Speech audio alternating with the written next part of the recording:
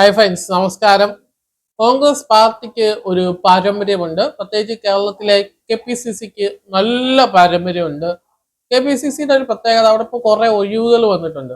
അവിടെ ഇപ്പോൾ ഉള്ളത് എല്ലാ നേതാക്കന്മാരൊക്കെ ഭൂരിപക്ഷ സമുദായത്തിൽ നിന്നാണ്, ഹിന്ദു സമുദായത്തിൽ നിന്നാണ് ഉള്ളത്. പക്ഷേ കോൺഗ്രസിനെ സംബന്ധിച്ച് അങ്ങനെയല്ല. ജാതി, ഉപജാതി, മതം എല്ലാം പരിഗണിച്ചാണ് ഓരോരുത്തരുടെ നേതൃസ്ഥാനത്തിരിക്കുക. ഇപ്പോൾ KPCC പ്രസിഡന്റും അതുപോലെ തന്നെ പ്രതിപക്ഷ നേതാവൊക്കെ ഹിന്ദു മതത്തിൽ നിന്നുള്ളവരായതുകൊണ്ട് ചില ആളുകൾക്കൊന്നും അംഗീകരിക്കാൻ പറ്റിയിട്ടില്ല. അതുകൊണ്ട്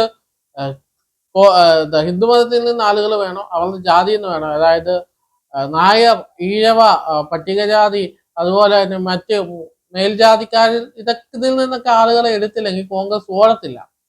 തല്ലി ഇടിച്ചിടിച്ച് വണ്ടി അങ്ങ് നിൽക്കും. അതുകൊണ്ട് തന്നെ അതിനെക്കാട്ടി പ്രധാനമാണ് മുസ്ലിമിൽ നിന്ന് ഒരാൾ വേണം, ക്രൈസ്തവിൽ നിന്ന് വേണം, ക്രൈസ്തവിൽ നിന്ന് മാത്രം ആരാൻ പോരാ, കത്തോലിക്ക വേണം. അങ്ങനെ പല നിർബന്ധങ്ങളും ഒക്കെ ഉള്ള ഒരു പാർട്ടിയാണ് കോൺഗ്രസ്. കോൺഗ്രസിന്റെ ഇപ്പോഴത്തെ ഒരു പ്രതിസന്ധി എന്ന് വെച്ചാൽ ഒരു ക്രൈസ്തവ നേതാവ്, ഉയർത്തിക്കാട്ടാൻ പറ്റിയ ഒരു ക്രൈസ്തവ നേതാവിനെ കിട്ടുന്നില്ല എന്നുള്ളതാണ്. അവര് പല ആളുകളെയും പരിഗണിക്കുന്നുണ്ട്. പ്രത്യേകിച്ച് വാഴക്കനെ പരിഗണിക്കുന്നുണ്ട്. വാഴക്കനെ ഒരു നേതൃസ്ഥാനത്തേക്ക് കൊണ്ടുവരണമെന്നൊക്കെ പറയുന്നുണ്ടെങ്കിലും വാഴക്കനെ ബെന്നി ബെഹന്നാന്റെ പിന്തുണ വാഴക്കനുണ്ട്. എന്നാൽ അതിനെക്കാട്ടി കുറച്ചുകൂടെ കൂടുതൽ പിന്തുണ ഇപ്പൊ കിട്ടുന്നത് സണ്ണി ജോസഫിനാണ്.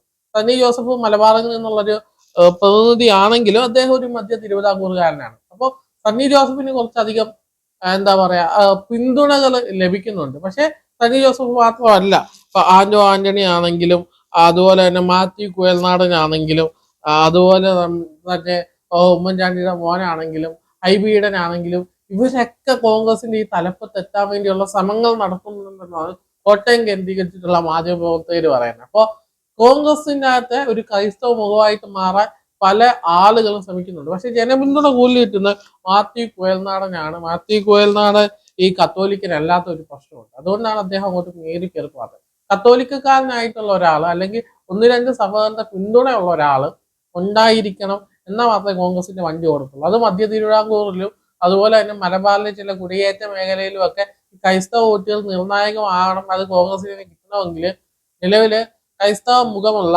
സഭകളുടെ പിന്തുണയുള്ള ഒരു നേതാവ് വേണം. അത് നിലവിൽ ഉമ്മൻചാണ്ടിക്ക് ശേഷം കോൺഗ്രസിൽ ആരുമില്ല. അത് കോൺഗ്രസിലെ വലിയൊരു പ്രശ്നമായിട്ട് അലത്തിക്കൊണ്ടിരിക്കുകയാണ്. അപ്പൊ നമുക്ക് ഇപ്പൊ അൻവറിന്റെ വിഷയം വന്നു. കോൺഗ്രസിനെ എവിടെയാണ് കാണാൻ സാധിക്കുന്നത്? കോൺഗ്രസിനെ കാണുന്നേ ഇല്ല. കോൺഗ്രസിൽ AI ഗ്രൂപ്പുകളുണ്ട്. അതല്ലാതെ 10 പേരെ പിന്നിൽ നിർത്താൻ പറ്റുന്ന ഏതൊരു നേതാവും ഗ്രൂപ്പായി മാറിയിരിക്കുകയാണ് കോൺഗ്രസ്. അതാണ് വലിയൊരു കാര്യം. ആർക്കൊരു 10 പേരെ പിടിച്ചു നിർത്തി ഒരു പരന്ന് നിർത്താൻ പറ്റുമോ? അവരൊക്കെ നേതാക്കന്മാരാണ് കോൺഗ്രസിൽ. ഇതാണ് കോൺഗ്രസിന്റെ നിലവിലെ അവസ്ഥ എന്ന് പറയുന്നത്.